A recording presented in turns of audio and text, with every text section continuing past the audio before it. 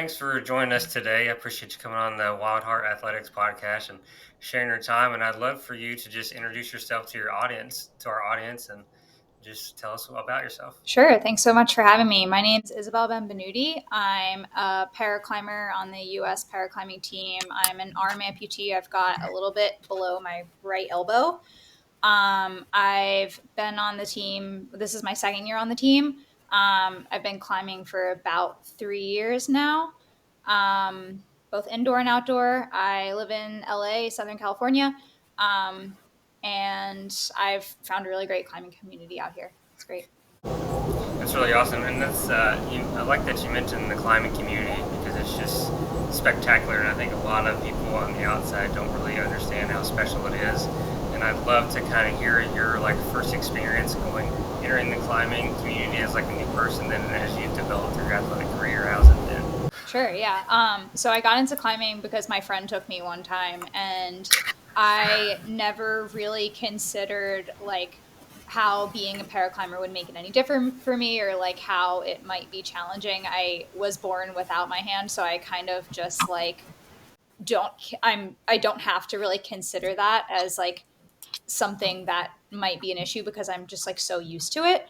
And so I went. I really enjoyed it. I really enjoy the sort of mental problem solving challenge, and just how much of a full body workout it was. So I was hooked right away. And at my gym, very shortly after I started climbing, they hosted an IFSC World Cup, Paraclimbing World Cup.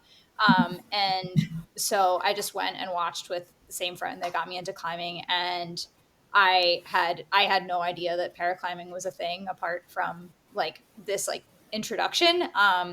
And I had a great time watching all the athletes. They were so impressive. And then I was kind of wow, maybe I can do this too.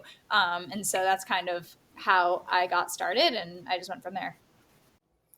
So, what is it that you really love about climbing? I'm curious. All of it. I love that it's a physical challenge. I love that it's a mental challenge. I love that you don't get better unless you really push your limits and you do stuff you don't know if you can do. Um, and I love how it kind of forces me to push fear and makes me very uncomfortable in ways that I think I grow through the discomfort, which is something I enjoy. Yeah, I'm glad you mentioned that, right? Talking about growth through discomfort, because I think that's something that a lot of society has really lost. And I know myself, I've noticed that if I push out of that comfort zone, like you said, we grow. And so I'm kind of interested to see how climbing has impacted your life, both on your personal and professional life. Um, I think it has really given me something to try hard at every day. And I think that's sort of that mentality of did I push my limit every single day is something that I take into the rest of my life. Um, I think mostly that. And then also I think just the with climbing, because it's such a problem solve, there's kind of also whenever you're projecting something or trying out how to or trying to figure out how to do a climb, I think you're always trying to do things in different ways, and very much trying to analyze your performance and see what you would change or what you need to do differently. And so I think just that sort of iterative sort of progress or iterative way of changing things to get things done is also something I take into the rest of my life. Okay, so kind of the problem solving skills come when you're climbing, you have to solve the route, kind of see how you're going to get from the ground to the top out. So what is since you are a Paralympic athlete and stuff like that, or you're climbed in worlds, what is your training regimen like? And do you have a training program? Do you follow nutrition guidelines? How serious are you about the climbing that you do? I would say pretty serious. I work with a coach, and my goal right now is I'm looking toward LA 2028. So I would say as serious as it can get for right now. My training is I'm usually 6 days a week, 3 days on, 1 day off. And I'll do stuff on the wall, stuff off the wall, and then some cardio also. Okay. So you mentioned on the wall training and like off the wall training. Would you be able to kind of break that down for us? Yeah, so some days I'll boulder, some days I'll do ropes, and then it will be a mix of sort of like really hard, powerful things that kind of like make me push my like limit of my power. And then sometimes like on ropes, it's normally more endurance stuff, or and also just like getting more comfortable with really brutal lead climbs. Um, and then off the wall, it will be finger strength, just all whole body strength, um, running, plyo, kind of just like to develop power more. It's just like a little bit of everything, just trying to like increase my fitness overall so that I can perform on the wall.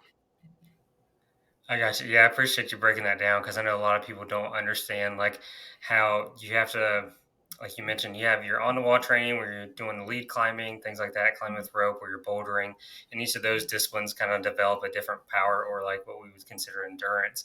And then speaking about the off the wall, because one, it's helping you prevent injuries, but it's also getting you stronger and getting you ready for competition. Mhm. You mentioned that you really like both indoor and outdoor climbing, but like, do you have kind of a preference on which you would like to do or you spend more time doing? I definitely spend more time indoors, just because I'm training for competitions. Outdoors, usually for me, is to have fun. I gotcha. Mhm. So now you're in LA. So is that close to Red Rocks or am I thinking of a different place? What's close climbing for you guys? It's not super, super far away. A really close local crag for us is Malibu Creek. And then there's also Joshua Tree is not far. That's awesome. Mhm. Do you have like a favorite place you've climbed outside so far or like any like future trips planned? I would say my favorite place I've climbed so far is Red River Gorge, and I think partially because of the climbing and partially because I went for Adaptive Climbers Fest. I don't know if you've talked to others about this, but it's a great event centered around adaptive climbing, so the community is a lot of fun. And also, no future trips planned for it. Actually, only future trip is ACF. This like the next ACF. I'll be there. Okay, the one coming up in October. Hmm. That's awesome. You guys are going. I'm looking at my schedule, so maybe I can swing by. We'll see, because I'm only 6-ish hours away, so I have to see with like school and stuff like that. But I'd love to come out and see everybody. Would recommend. So yeah, definitely. It looks like it's a great time, and I think what's really cool. And I was talking to I think it was Jake Frank the other day, and he was telling me that like everything is run by the like adaptive community, even the people that host it. And I was like, that's really unique and special. And I'd love to hear more about the climbing festival, your first time going and stuff like that. Yeah.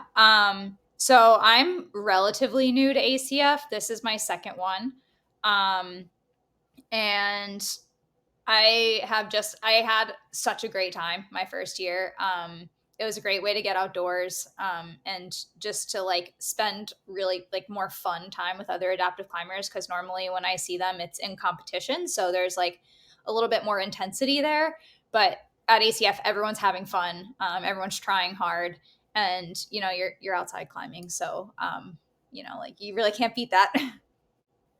No, you can't. I love going outside and stuff like that, and we're lucky because we're maybe an hour and a half away from like good rock, which is nice, whether it's bouldering or like ropes.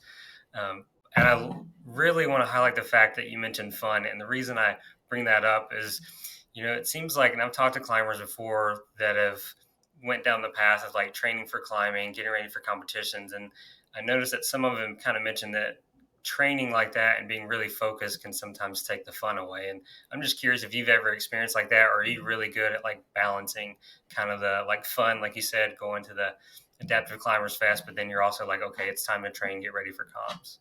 I think for me, I am able to balance it because I like training. I genuinely have fun while I'm training. Also, like in addition to climbing outside, and I really like progress. I'm very motivated by that. So like, it's not always about the outcome of the comp for me. It's more about like I'm enjoying getting better at this. I'm enjoying like seeing myself do things that I couldn't do before. So for me, I am I think I am able to not get super intense, or like I'm able to keep myself in a good headspace just because I do enjoy that. I like the journey, I guess.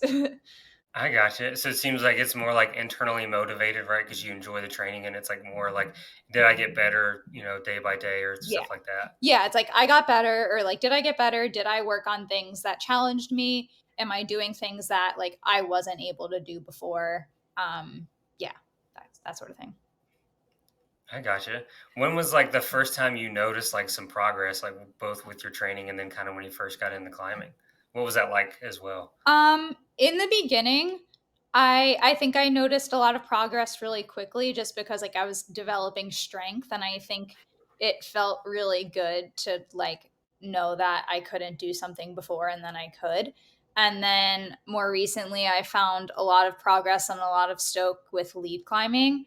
I a few months ago just started like really consistently lead climbing after being mostly on top rope and maybe leading like here and there, but it really pushed me to develop my strength and my endurance in a way that like I just never could on top rope. And so I've really enjoyed that, and I've enjoyed kind of like the mental challenge that comes with lead climbing as well. So I would say that that's probably um my moment of progress, I would say, that I'm most noticed.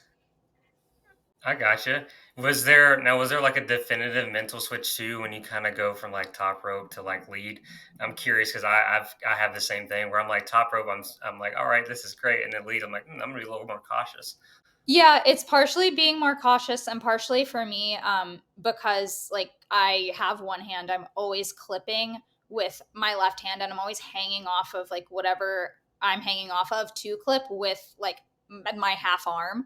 So it's like there's a mental challenge of like not like the fear of falling, and then also the like knowledge that I'm able to stay on the wall in these like weird, awkward positions that don't really feel good or like are really hard to hold. And so like I think it's been fun to like develop confidence with that. I think that's helped a lot.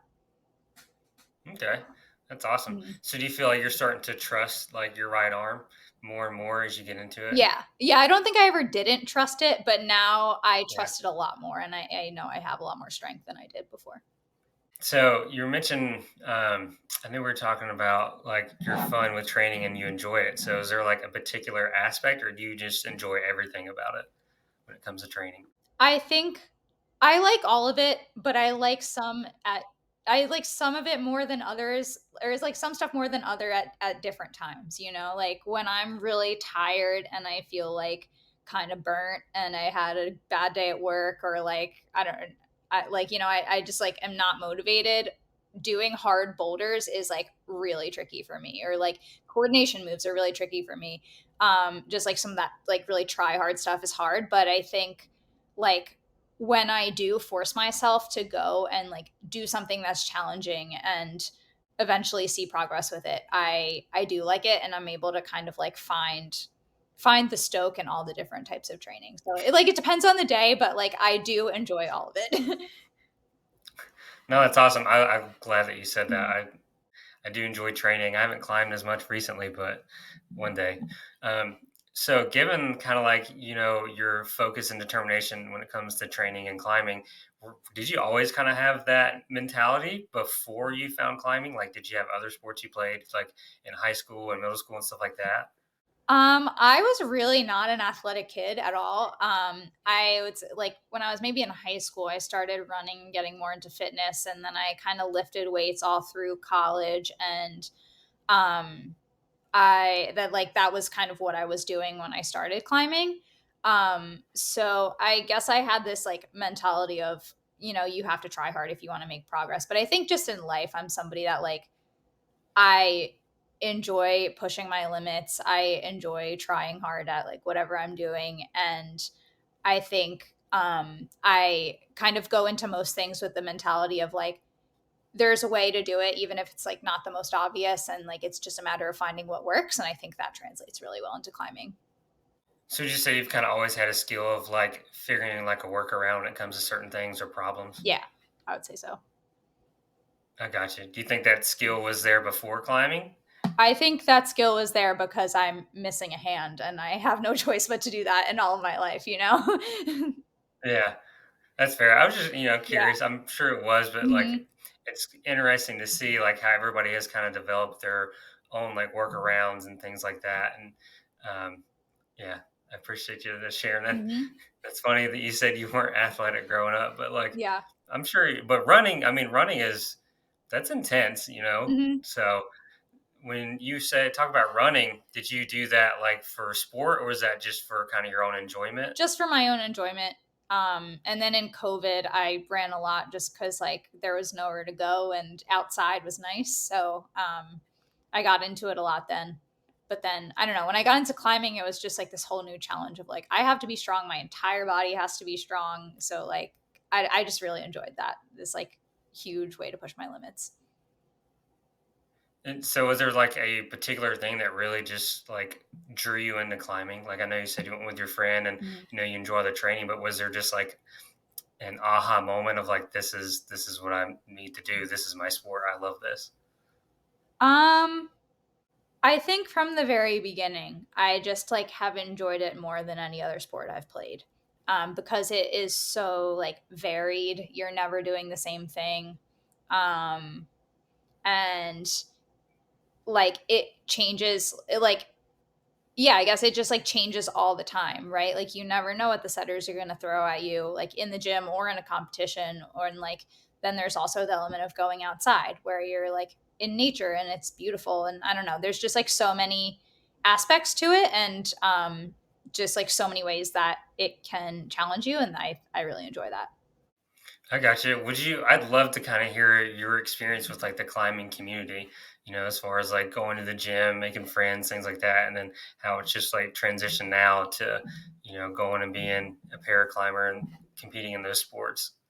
Yeah. I would say it's I wasn't I like was not very heavily involved in the climbing community in the very beginning. I just kind of like went to the gym with a couple friends that I had or like by myself and climbed because I enjoyed it. And then I mean just cuz climbers are really friendly, I slowly met people and at my gym, we didn't really have a para community. That didn't really exist at the time. And I really wasn't involved in anything like adaptive climbing or like any sort of adaptive climbing until I started competing. And I think that community is just like incredible. Like one of the places where I feel most at home in my entire life. So, like, I have really enjoyed being a part of that. And like I love competing, but I also love like going there and seeing people and just like hanging out with these people that I don't get to see in other situations. So yeah. What was it like going to your first climbing competition and competing? Um It was I didn't have very high expectations of myself. I thought I was just gonna go and it was gonna be fun and it was gonna be like a good experience. I didn't know anybody. I went by myself and I walked away with a lot of friends and a medal and like I made the team in my first year and I totally wasn't expecting that. So it went really, really well, I think, for what it was. And it kind of made me fall in love with the sport a little even more than I already was. So yeah. So you're 3 years in. So how did this year go for you and going for worlds and things like that? And So I am happy with how it's gone so far. It's not over yet. I went to Worlds in Salt Lake City and I placed fourth.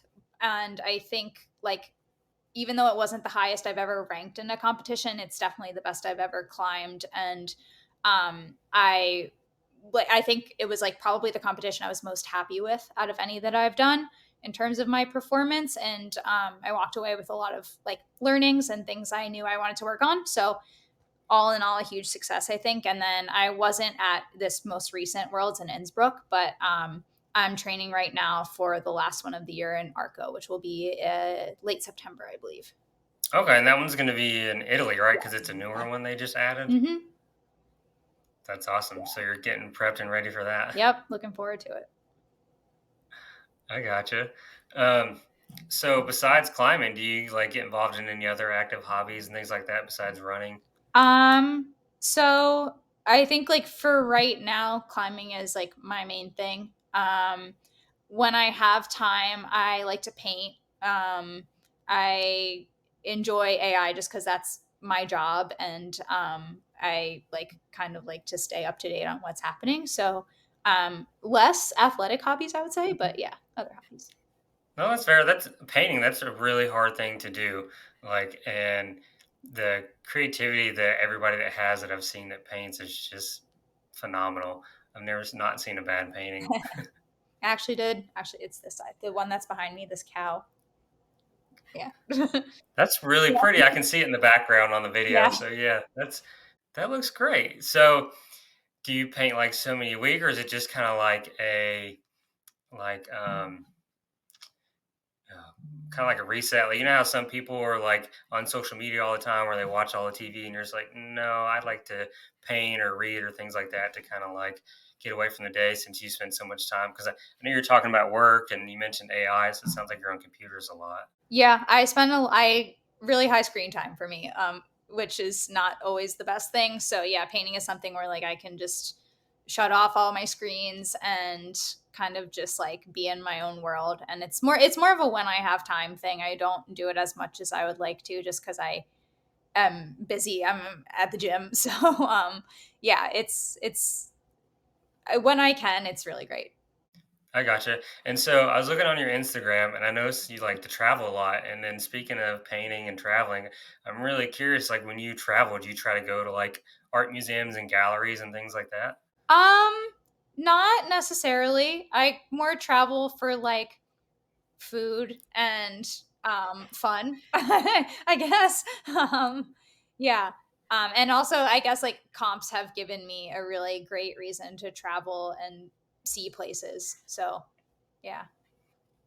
I gotcha. So you mentioned fun. So what kind of like fun activities are you doing? And do you have like a bucket list of stuff, or you're just like, oh, I'm gonna go here with friends and do this and do that? Um, I would say like more recently it's been for like activities. So like I think the last non climbing trip I did was skiing in Breckenridge, and I go like to see my family and to ski, so that's fun. And then the next one I have coming up is Arco for the World Cup, so I'll do the comp and then I'm gonna stay for the following week, and we're gonna do a few days in Arco and then maybe Milan at the end. So it's gonna be like I'm really excited about like all the outdoor stuff there is to do in Arco. Great climbing, maybe a Via Ferrata if we have time, so really just like the activities are what I'm there for.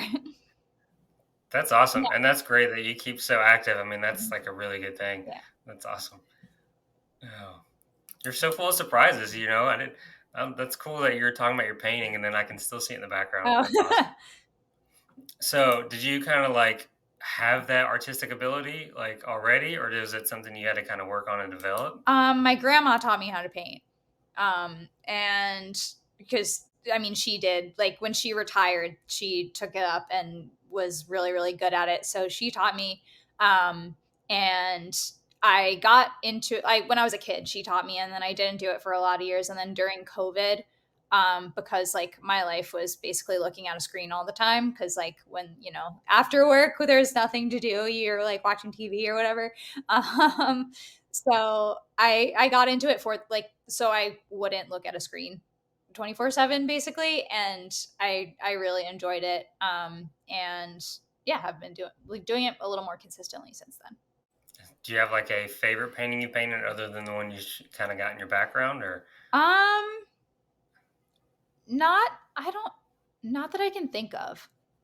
Um no. Yeah. you know, you just kind of paint whatever comes to mind or what you're feeling? I like to paint from photos, so I'll get people to send me Mm. photos of stuff, and then I'll paint from there. So the cow is a picture my former roommate took, and so I got her to send it to me, and I went from that. So you're talking about you worked with AI. I'm kind of curious. What is like does your work involve and things like that?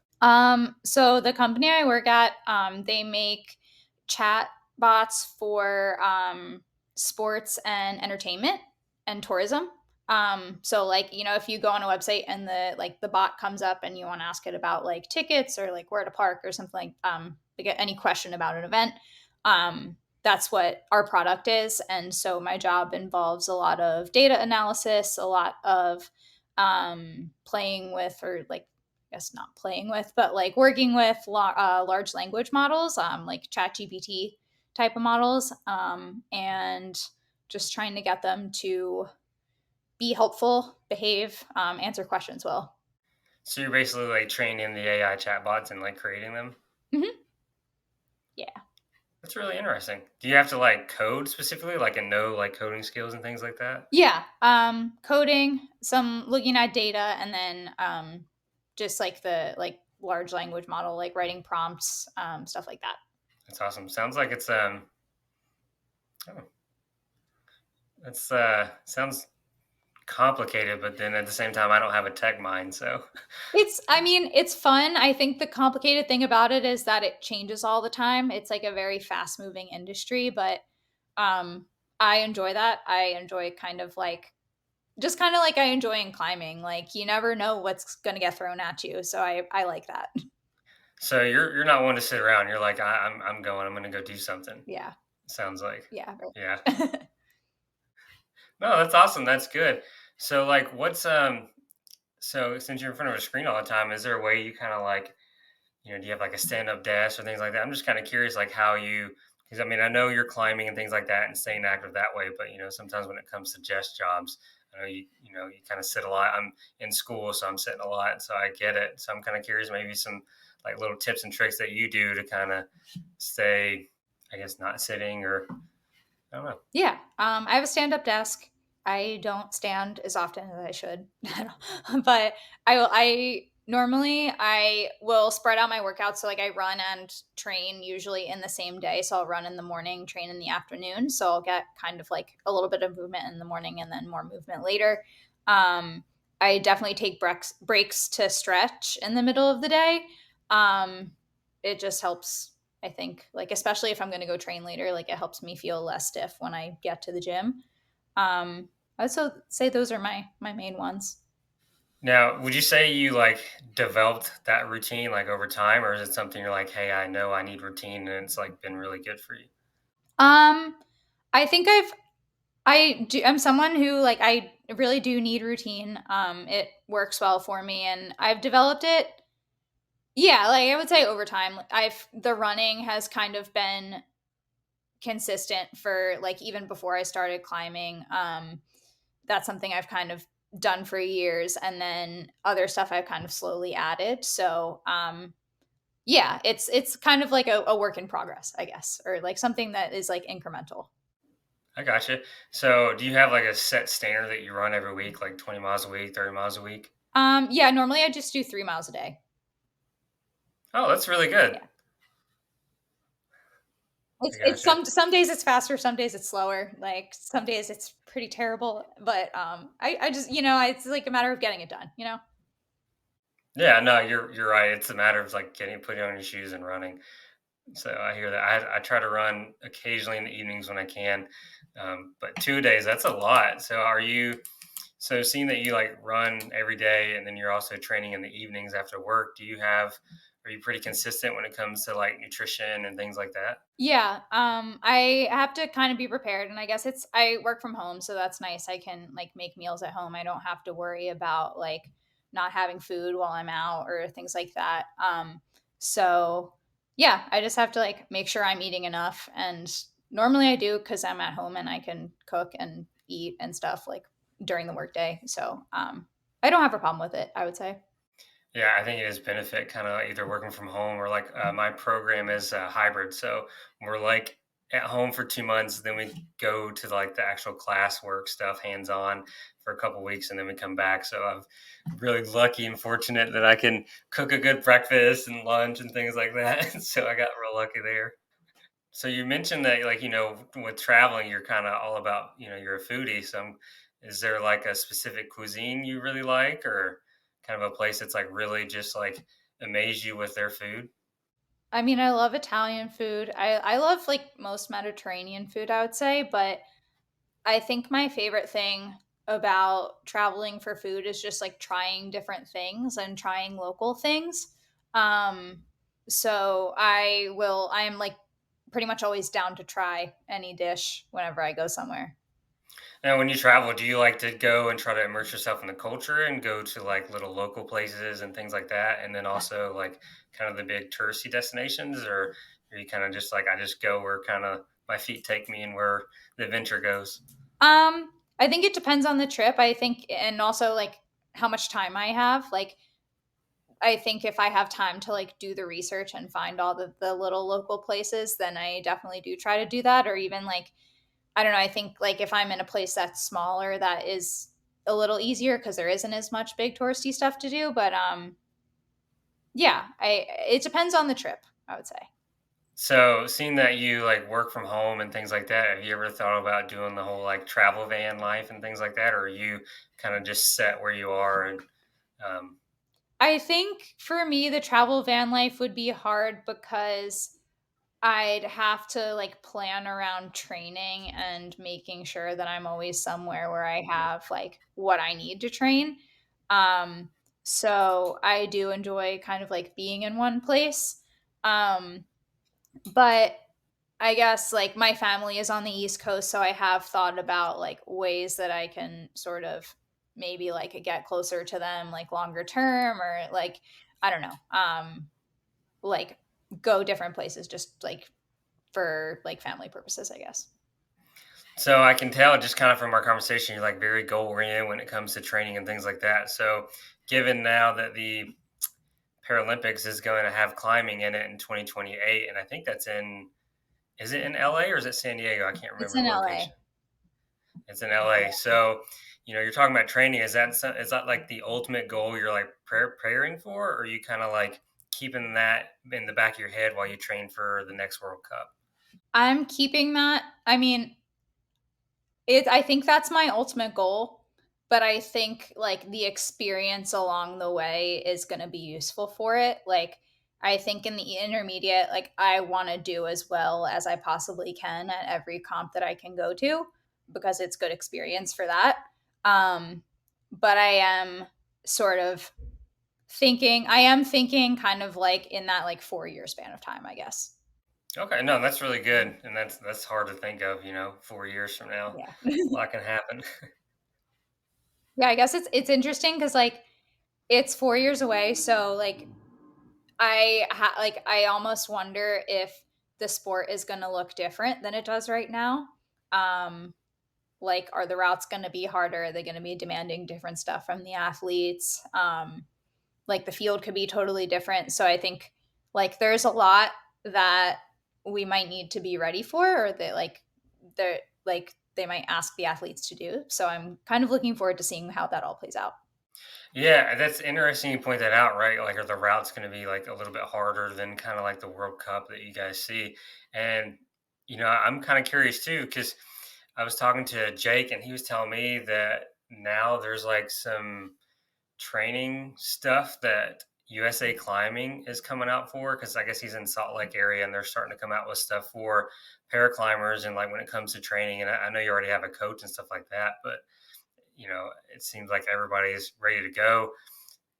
And I'm kind of curious, and like I wouldn't know if you could maybe speak on it because I know it's kind of early, but are you aware of like what categories are going to be accepted and which ones might not be? Because I know sometimes that is like really hard to kind of figure out when it comes to like climbing and other sports too have that problem with categories and stuff. Yeah, I don't know. They haven't said anything about it. I mean, I hope it's everybody, like I Yeah, hope that we get to see kind of like the same diversity in the sport that we're seeing right now or more.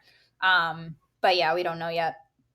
I got you. Have you ever thought about hosting like a training thing at your local gym or something? I'd love to. I have done a few different training camps. There was one in Northern California a couple months ago that I went to, and then I'll be in another one in a couple months. So, like any opportunity I can get to go to something like that, I try to because it's great to.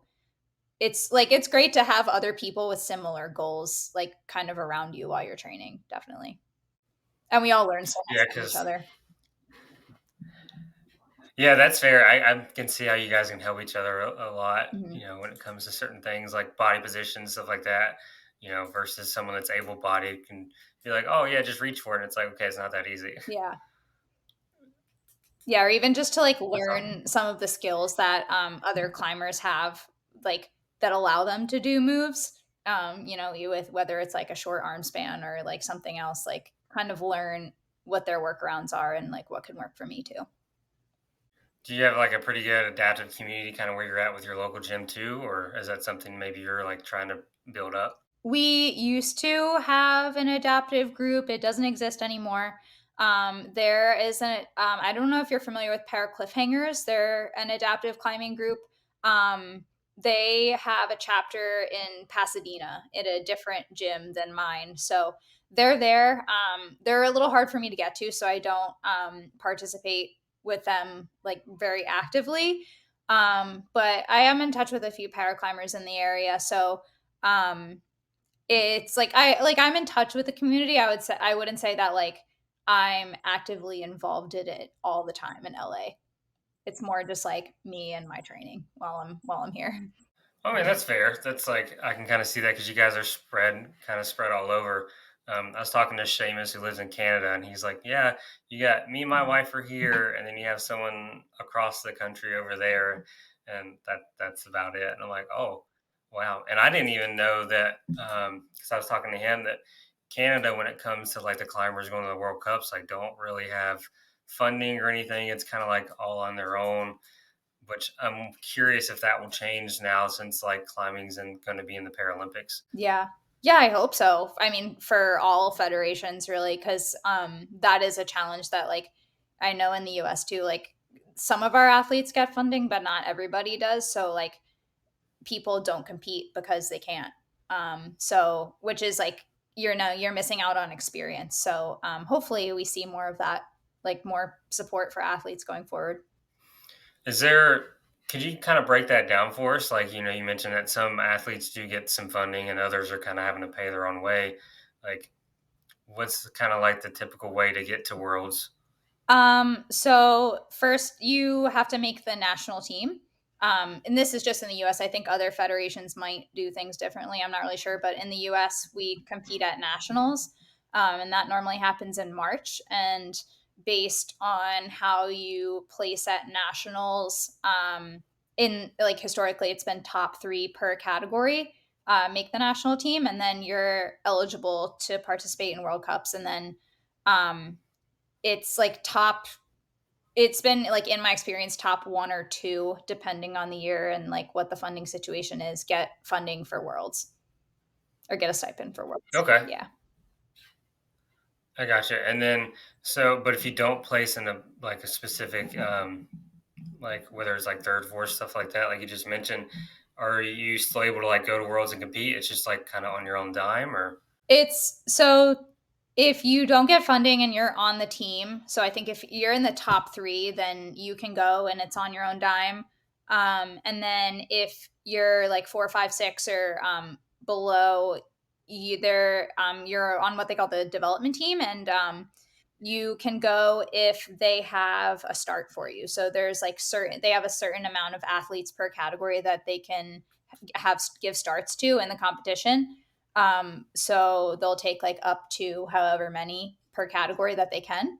Um, and so like if you want to compete and like you're able, like if there's a start available for you, then you can go. I gotcha. What do you think like a good solution might be to try to help like the funding issues and things like that? Um, I don't know. I mean, I guess like hopefully now that there's like more visibility for paraclimbing, we'll see more like more companies, more organizations kind of invest in it, and hopefully that will help. Or like if athletes get sponsored, maybe that could work. I mean, I don't know how a lot of the like sponsorship and like funding stuff kind of works in the overall like climbing Yeah, world. So yeah, but I'm hoping that like now that we have this like huge growth opportunity that we'll see more athletes getting funding. yeah. I foresee like especially adaptive climbing really.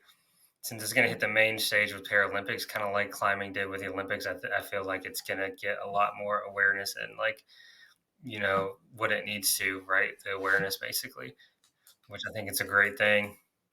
But I think it's like it's a great blessing with like, I would say, a minor concern, because like when you get those people that like really get introduced to climbing, but like maybe aren't as at risk adverse or don't understand that like that actually climbing is risky, right? Because you have those people that aren't really ready, and sometimes they go out inside, especially outside, and do things that they're not ready for. Yeah, I mean, I would hope that, like, for para, that I think coming through the community and getting involved through the community is great because, like, you learn, like, especially like what works for your body and like what works for your disability, because you're around other people that are similar to you. So like, for example, like belaying is like you can learn how to belay from someone who's like missing a hand, or like, they're like little things that like the wider climbing community might not know, or like be like might not be able to teach as easily. Um can you can pick up a lot more quickly and a lot more easily with like when you kind of come through that community and learn that way. Yeah, and there's a lot of value in that too, right? Like learning from someone that can teach you exactly how they're doing it, especially if Mhm. you guys kind of connect or like have a similar type of adaptation. And I think what's really cool is I talked to Jake, and I know Ben Mayforth too is in the process of like trying to get more adaptive athletes outside and do like guiding and things like that, Mhm. which I think is great. Yeah, that's awesome. Have you ever thought about getting like your single pitch instructor or any type of guiding stuff and maybe eventually helping out with that? Maybe. First step I'm taking right now is I applied for ACF is doing a boot camp this year. I don't know if anyone else has told you about that, but it's like sort of like an intensive couple of days where they prepare you to be able to take people out and like kind of lead them if like lead them on, I guess, like on a day of climbing. So hopefully that pans out for me, and I can do that. So that's kind of like my first step. Oh no, that's cool. I didn't know about that. I'd love to hear more about that. Yeah. So I think this is the first year they're doing it. And it's just a couple days before ACF starts, and there's an application, and I think they have just a few spots, but from what I understand, their goal is to basically prepare people to like sort of be confident enough to like take others out and kind of lead them, and kind of like be the go-to person at the crag. So yeah, um, I think it's going to be a great opportunity. I'm hoping it works for me because I'm really looking forward to it. I think it would be a great way to kind of like up my outdoor game. Yeah, that's fair. I've gone to a couple courses and they're amazing. It sounds like it'll be really good. I'm curious. Like, does it say who's going to be leading it or anything like that? I'm just really curious. I think I don't remember. I think they have a few different people. There's like a team of people who's leading it. I don't remember all four of them. I think it's four. I know Mo Beck is one of them. I think Jim Ewing is one of them. I I don't remember who else though. Their names are slipping my Okay, sounds like a great crew that's going to be leading yeah. it. That's awesome. Mhm. Yeah, I've heard really good things about Mo. She's done a lot of incredible stuff. Mo's great. Yeah. So going to the festival, doing the boot camp, you're going to probably have to eat some pizza at Miguel's, I bet. Yeah.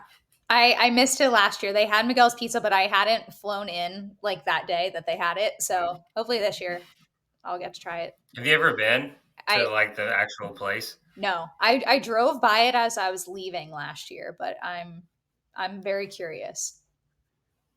I got you. It's really interesting. It's cool, and like it looks like it's been kind of modernized in a little bit, right? They have like the gear shop, the main pizza, Okay. and then just like a big pavilion, and then like just see tents everywhere. Mhm. Nice. But and then you guys, I think, have your own like little campground, right? And like a campground they rent out for you guys. Yeah, it's called Lago Linda. Um, yeah, but it for that weekend, it's just all ACF people that are there.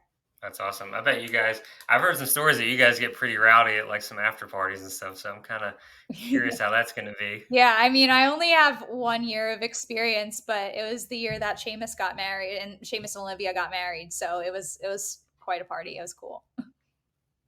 That's awesome. Yeah. Now, are you do you uh, do you guys do you have any like crazy like stories from like any other like parties after like World Cups or anything like that?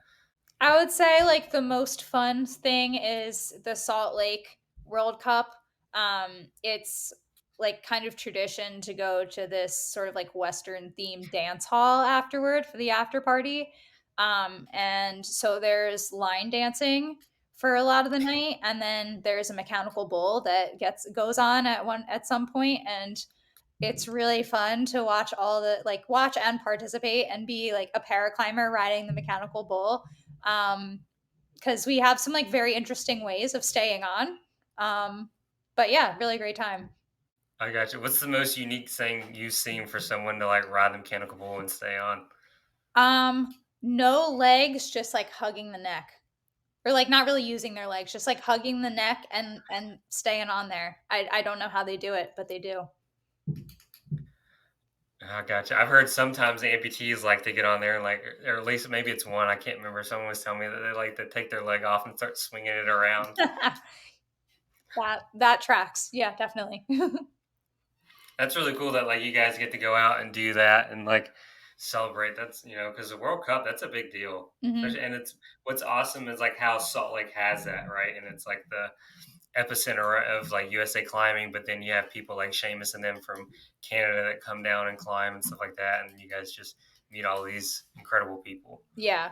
Yeah, Salt Lake is great. I mean, like it's like you said, USA Climbing is there, and then they have a lot of great gyms there that we get to check out while we're there for the comp. And then there's also good places to go outdoors. So like it's like a win-win-win all around, you know?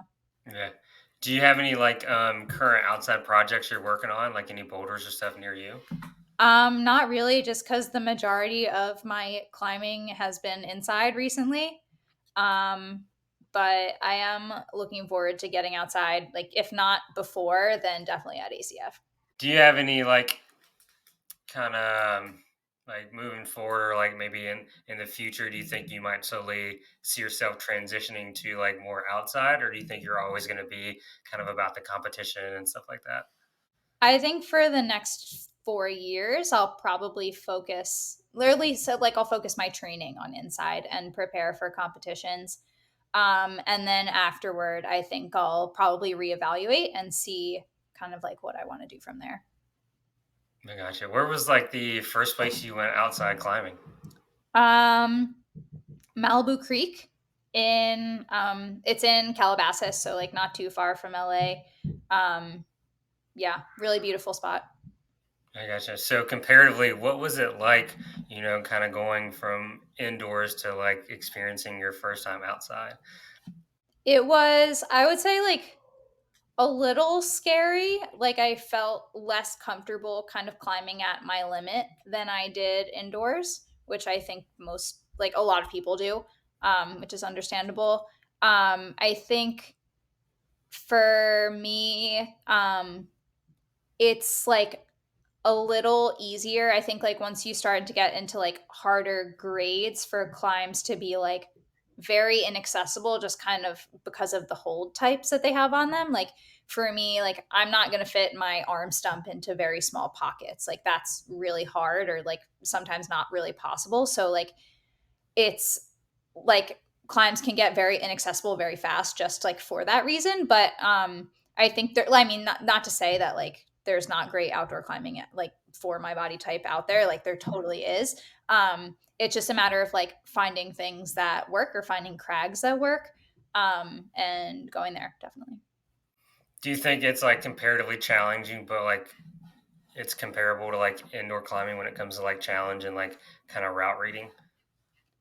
I think it's like it's different from route rating indoors, I would say, just because outside kind of everything's a hold, you know. It's not like you have like a certain you know like few things that you can use that are all the same color. With outdoors, it's like you can put your arms and legs wherever you need to get yourself up. So I'd say it's like more, there's more options, or it feels like there's more options, but I think it's more challenging in that it's less obvious what the options are until they're right in front of you, you know. From the ground, it's harder, I would say, to route read. Yeah, I think you're right. Just because like, what's it like you said? The nice part is like there's no colors, so it's like Mhm. everything you can use anything you want, Yeah. which is the nice part. Are you one of those that like has the oh, what's the word I'm looking for? Just basically has like the arrow bin full of like rock climbing shoes that you take to the gym. No, I normally have my bag with my 2 pairs, and I take those. Um, I try and pack light, I guess. No, that's fair. I know sometimes you have those people that like come in, they have quiver. That was the word I was looking for. Mhm. They have like a quiver full of shoes. You ever seen those people? Yeah. Yeah, I feel like it would be hard for me to find, like, my left and my right shoes if I had that many. That's, like, a lot. Yeah. Well, Isabel, I really appreciate your time today and coming on and talking to us and teaching a little bit about climbing and learning about you. And that's really fantastic. I love to hear that you're taking your training serious. I mean, that's a big thing, and going into climbing and you're getting ready for worlds. And yeah, that's Yeah. really awesome. Thank you for having me. It's been a good talk, Yeah, appreciate it. I'm so glad to meet you. Like I said, I appreciate your time and thank you for everything. for sure.